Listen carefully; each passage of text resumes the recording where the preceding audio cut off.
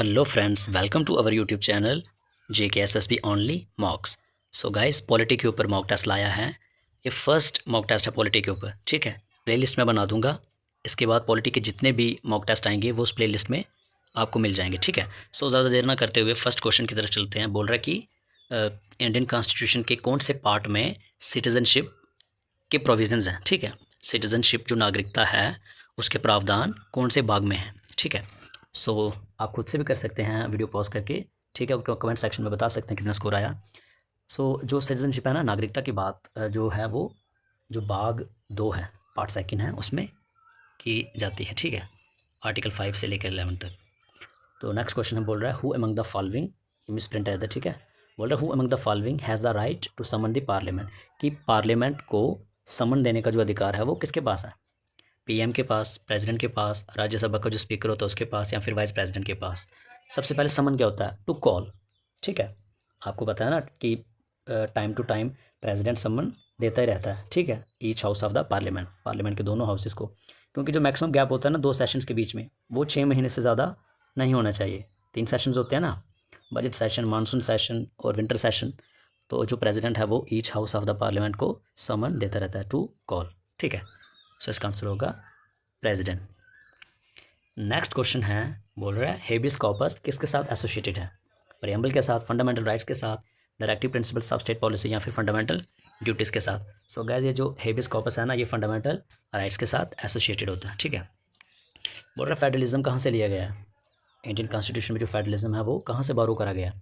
Federalism क्या होता है, पावर्स की distribution between states and centre, ठीक है। कि जो इंडियन यूनियन है और जो स्टेट्स उनके बीच में जो पावर की डिस्ट्रीब्यूशन है, फेडरलिज्म उसी को बोलते हैं, ठीक है। तो वो कहाँ से लिया गया है। सो गाइस, ये लिया गया था कनाडा से, ठीक है।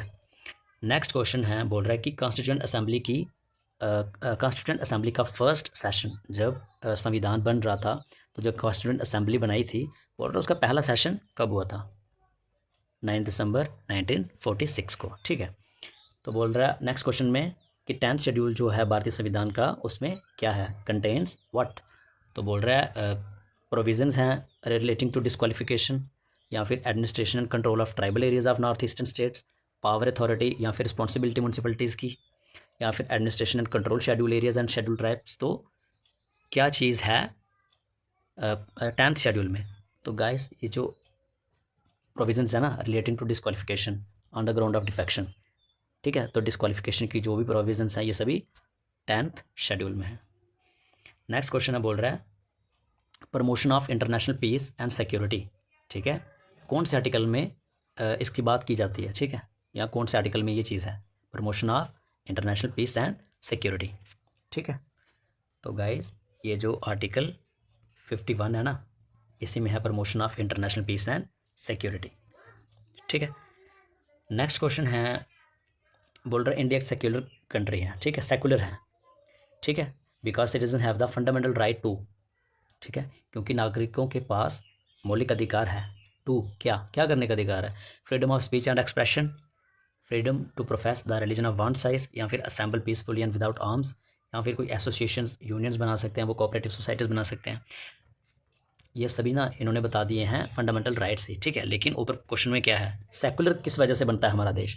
बोल रहे सेकुलर तब बनेगा जब सभी के पास क्या होगा, फ्रीडम, स्वतंत्रता होगी to profess the religion of one's choice. हर एक जो इंसान है वो अपनी मर्जी से धर्म को, जिस धर्म को वो मानता है वो उसको प्रीच कर सके, ठीक है, उसको मान सके। फिर है, बोल रहा है कि लिबर्टी का क्या मतलब होता है। ऐसे तो लिबर्टी का मतलब क्या होता है, स्वतंत्रता ही होती है, ठीक है। तो बोल रहे right to express anything, right to go anywhere, कहीं भी आना जाना या कुछ भी एक्सप्रेस करना, ये तो फंडामेंटल राइट्स बता दिए ना। लेकिन पर्टिकुलर जो वर्ड है लिबर्टी का क्या मतलब होता है, बोल रहा है बंदिशों से परे।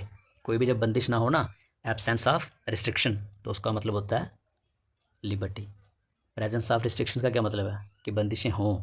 अगर बंदिशें हों तो लिबर्टी कहाँ से आई, जब एब्सेंस हो, मतलब कोई भी रिस्ट्रिक्शंस ना हो, तो उसका मतलब है लिबर्टी। फिर बोल रहा है जो ये जो बेसिक स्ट्रक्चर का सिद्धांत है, ये कौन से केस में आया था ये, ठीक है। माधव दिवाजी राव का जो केस था, या फिर केशवानंदा भारती केस हुआ था, या फिर चंपकम केस, गोलकनाथ केस, कौन से केस में ये सिद्धांत आया था बेसिक स्ट्रक्चर वाला। तो गाइस, ये जो है ना डॉक्ट्रिन ऑफ बेसिक स्ट्रक्चर, ये आया था केशव नंदा भारती केस, ठीक है। उसमें सुप्रीम कोर्ट ने कहा था कि आर्टिकल 368 के अकॉर्डिंग अमेंडमेंट तो कर सकता है पार्लियामेंट, मतलब सुधार तो कर ही सकता है कॉन्स्टिट्यूशन में, लेकिन उसके बेसिक स्ट्रक्चर को चेंज नहीं कर सकता है, ठीक है। तो ये कब कब कहा गया था? केशव नंदा भारती केस में कहा गया था सुप्रीम कोर्ट के द्वारा। फिर बोल रहा है कि कौन से आर्टिकल में ये बात कही गई है कि टैक्सेस जो हैं वो कलेक्ट करने हैं सेंटर ने, लेकिन डिस्ट्रीब्यूट होने हैं सेंटर और स्टेट दोनों के बीच में, ठीक है। शेयरिंग होगी सेंटर और स्टेट्स के बीच में। तो आर्टिकल 270, ठीक है, आर्टिकल 270 में बोला गया कि कलेक्ट करेगा सेंटर लेकिन डिस्ट्रीब्यूट हो जाएंगे सेंटर स्टेट में। फिर बोल रहा है कि कौन से आर्टिकल में कहा गया है कि president to grant pardons to any person, कि जैसे कोई भी किसी इंसान को सपोज पनिशमेंट मिली हो या फिर मिलिट्री कोर्ट से या फिर कोई भी उसके ऑफेंस, उसने कोई ऐसा कुछ किया हो अगेंस्ट ए यूनियन लॉ, तो बोल रहा है उसको माफ़ कौन कर सकता है, ठीक है, उसको ग्रांट पार्डन, ठीक है, उसको कौन कर सकता है, ठीक है, प्रेसिडेंट कर सकता है, लेकिन कौन से आर्टिकल के अंडर? तो आर्टिकल जो 72 है ना, ठीक है, आर्टिकल 72 के under grant pardon, president grant pardons. फिर बोल रहा है कि कौन सा आर्टिकल है जो चीफ मिनिस्टर्स की ड्यूटीज़ के बारे में बात करता है, ठीक है, ठीक है। So article 167। नेक्स्ट क्वेश्चन है, बोल रहा है लॉ मेकिंग प्रोसीजर जो है, ये लॉ मेकिंग प्रोसीजर कहाँ से लिया गया है, ठीक है, यहाँ किनके कॉन्स्टिट्यूशन से इन्फ्लुएंस होकर ये हमारे कानून, हमारे जो कानून है उसमें रखा गया था लॉ मेकिंग प्रोसीजर, ठीक है। तो ये जो लॉ मेकिंग प्रोसीजर है ना, जापान से इन्फ्लुएंस्ड होकर ये अपने कानून में हमने रखा है, ठीक है। फिर बोल रहा है इंटरस्टेट काउंसिल जो है ये कौन एस्टैब्लिश करता है? इंटरस्टेट काउंसिल क्यों बनाई जाती है? बोलता है कि जब दो स्टेट्स होती है ना, उनके बीच में अगर डिस्प्यूट्स चल रहे हैं किसी भी वजह से, पानी की वजह से, बिजली की वजह से, या किसी की वजह से भी चल रहे हैं, तो उसके लिए इंटरस्टेट काउंसिल बनाई जाती है। बोला लेकिन उसको एस्टैब्लिश कौन करता है, ठीक है, तो उसको प्रेसिडेंट एस्टैब्लिश करता है, ठीक है। फिर नेक्स्ट क्वेश्चन है, बोल रहा है कि लोकायुक्त और उप लोकायुक्त इनको कौन अपॉइंट करता है, और ये कौन होते हैं? ये एंटी करप्शन ब्यूरो नहीं होती है, ठीक है, एंटी करप्शन ब्यूरो जो होती है ना, उसी को बोला जाता है लोकायुक्त। तो बोल रहा है ये कौन अपॉइंट करता है इनको? गवर्नर, या फिर अगर कोई यूनियन टेरेटरी है जहाँ लेफ्टिनेंट गवर्नर होता है तो वो अपॉइंट करता है, ठीक है। फिर बोल रहा है कि ईवीएम जो मशीन है, इलेक्ट्रॉनिक वोटिंग मशीन, बोल रहा है सबसे पहले कब यूज़ करी गई थी, ठीक है, तो ये यूज़ करी गई थी 1982 में, ठीक है। इसको डिज़ाइन किया गया था 1980 में, ठीक है। एक कंपनी थी टेक्निकल एक्सपर्ट्स कमेटी, ठीक है, इलेक्शन कमीशन के अंडर ही, ठीक है, और कोलैबोरेशन की थी उन्होंने भारत इलेक्ट्रॉनिक्स के साथ, ठीक है। तो उन्होंने ये ईवीएम बनाई थी, ठीक है, और पहली दफ़ा यूज़ की गई 1982 में, ठीक है। नेक्स्ट क्वेश्चन है, बोल रहा है कि how much time did it take for the creation of the Indian constitution, की भारतीय संविधान को बनाने में कितना टाइम लगा था? तो लगा था 2 साल 11 महीने 18 दिन, ठीक है। नेक्स्ट क्वेश्चन है, बोल रहा है कौन से शेड्यूल में शेड्यूल लैंग्वेजेस की बात की गई है, ठीक है, कौन से शेड्यूल में? तो ये जो 8वां शेड्यूल है ना इंडियन कॉन्स्टिट्यूशन का, इसमें लैंग्वेजेस की बात की गई है, ठीक है। तो कितनी ऑफिशियल लैंग्वेजेस हैं?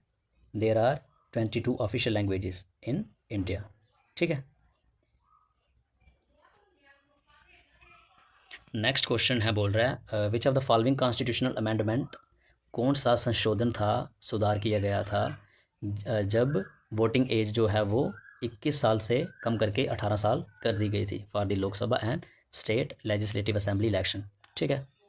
पहले 21 साल एज होती थी मतलब वोट डालने के लिए, बोल रहा है, लेकिन उसको कम करके 18 साल कर दी गई दोनों के लिए, जो एमपी की इलेक्शन होती है उसके लिए भी, और जो स्टेट में एमएलए वगैरह की इलेक्शन होती है ना उसके लिए भी 18 कर दी गई। लेकिन बोल रहा है कौन सी अमेंडमेंट के अकॉर्डिंग, कौन से संशोधन के अकॉर्डिंग, ठीक है। तो ये जो 61 है ना, 61 अमेंडमेंट, इसके अकॉर्डिंग वोटिंग एज कम कर दी गई थी 21 से 18 साल। So this is all about mock test of polity, ठीक है। तो इसके बाद फिर से लाएंगे और क्वेश्चंस, ठीक है, तो प्लेलिस्ट में बना दूंगा, तब तक आप इसको देखिए, ठीक है। Thank you so much guys.